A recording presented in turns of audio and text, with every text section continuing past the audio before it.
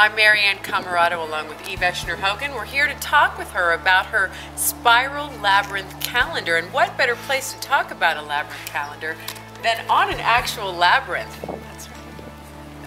Eve, tell us a little bit about what inspired you to create the calendar and how it actually works. Well, I started the calendar when I was working on trying to create a circular look at time, that time is not linear, and I was developing a time mindfulness program, and in doing that I really wanted to have a circular year, but I couldn't figure out how to do it. And magically and mystically one day I was driving down the road and all of a sudden I saw the vision for the Spiral Labyrinth Calendar, and this is how it works. 1-1 in the center is January 1st, and these are all the days of January. 2-1 is February 1st, all the days of February. 3-1, 4-1, 5-1, so you get the idea. Each month rolls into the next month continuously throughout the year. And then the days of the week run around the outside edge. So your birthday is what, October 24th. So you come to 10-1, which is October, come all the way around to the 24th, and your birthday is on a Wednesday this year. So once you find the date, you go radially to the outside and you find the day of the week, which runs around in a 28-day cycle, much like the lunar calendar does. So it's an interesting look at time because it shows each month flowing into the next rather than the isolated chunks of time we see in traditional calendars with no connection to the past or the future. And it feels like that when you look at the calendar, doesn't it? It's sort of a square box that we fill up, and it creates a kind of anxiety. People have actually said visually this stimulates some other parts of ourselves that are subtle. Talk a little bit about that, the advantages of that. That's right, and you know, when you flip a page in a new month, there's no connection to the past, no connection to where you're going. And what I really love about this calendar is it's excellent for goal setting, planning, because when you look at, like, say you pick November 1st as a date that you want to have something accomplished, and here we are in January, you start spiraling outward and you realize that if you continue flowing through time, you will reach that date, but you may not reach that goal unless you're doing something each day on the path. And so this becomes a sort of a metaphoric stepping stone, if you will. If every day is a stepping stone toward what I'm going to, I want to make sure I'm doing something every day. So I have these come in black and white so that you can take a color marker pen and actually color code your progress. If you work on a particular goal, you can color it a certain color.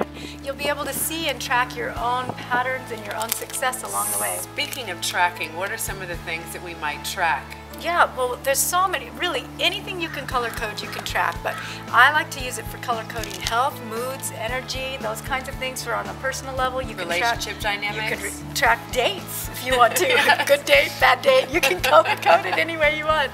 But it's also amazing to watch how your own patterns emerge. So if you're using it for health, for instance, or exercise, and you're coloring your exercise days and you're coloring your emotions, you may see a correlation between your exercise and how you feel.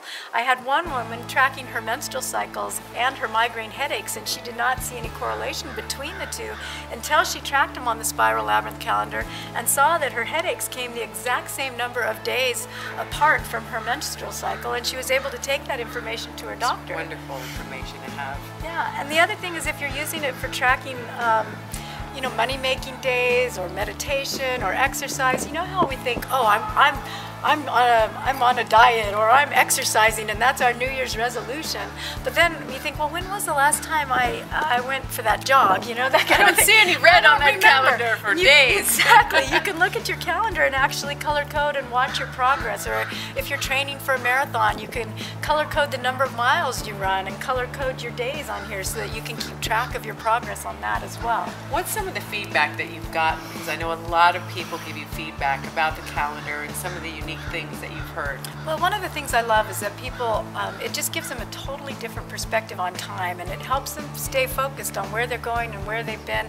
And what I love about it is it reminds us, and why I call it a labyrinth calendar, because the labyrinth is a sacred journey, and so is life. And the Spiral Labyrinth Calendar kind of keeps us in that sort of spiritual mindset of recognizing that this is a journey. We are on the stepping stones of our lives, and our time is our canvas, and how we use our time really paints the picture of what our life is about. Right, and maybe instead of a to-do list, it's a way to be.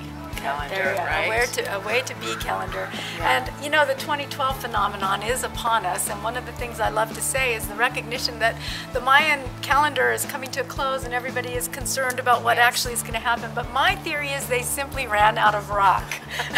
Because I too have a calendar that ends at the end of 2012, and I just simply ran out of paper. Yeah. And so I want you never to fear. When one calendar ends, a new one begins, and 2013 will be right on the heels of 2012. If you run out of paper and need another one of Eve's calendars, how do we get a hold of it? You go to heartpath.com, heartpath.com, and there's a link right on the home page. And then if you investigate a little bit further, there's all kinds of information. Just click on the link on the home page and it'll take you to how to use your calendar, how to use the calendar with classrooms and groups and workshops. It's got all that information there available to you on heartpath.com. Great. There's one more feature we don't want to leave out at the very bottom of the calendar that we think is important as a little takeaway. That's right. This is where you get to record your vision for the year, and I really love that piece. I'm so glad you brought it up. Whether it's one word like peace, love, joy, happiness, serenity, or whether you want to put your personal mission and your vision for your life, it's a great reminder every time you look at the journey of your life to be reminded of what it is that you're trying to create so you can stay focused on that journey. Yeah, and don't forget, it makes a great gift. You can share them with just about anyone. It's a wonderful, unique way to celebrate spiraling into the new year.